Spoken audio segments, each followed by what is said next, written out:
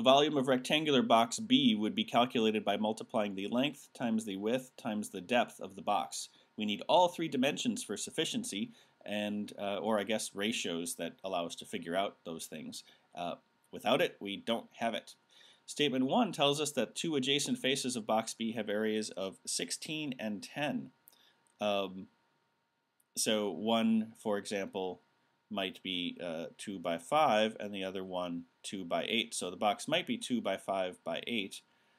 On the other hand, it could also be 1 by 10 by 16, and that would give us the same dimensions with very different volumes for the box. With two different options, with a value question where we need a single value, statement 1 on its own isn't sufficient.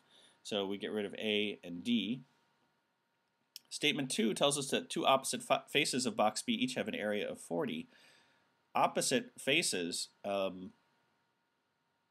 that's a terrible box, I'm sorry. Opposite faces would be the equivalent of like this one on the end and then the back side of it also. They will have exactly the same dimensions, so really all that's telling us is that the length, it gives us two of the dimensions, length times width equals 40.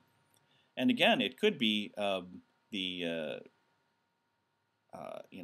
times 5. It could also be 4 times 10 or 40 times 1.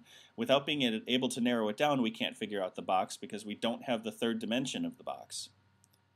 And we don't know which of those it is. So statement 2 also insufficient.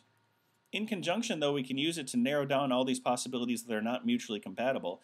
If the two adjoining faces of the box have areas of 16 and 10, and one of the two opposite faces have areas of 40, then it's a little bit clearer that we are dealing with a box that is 2 by 5 by 8, because then we definitely have to have one of the faces on the box end up being 40, which is the 8 by 5 side. So the two statements in conjunction are sufficient. Answer choice C.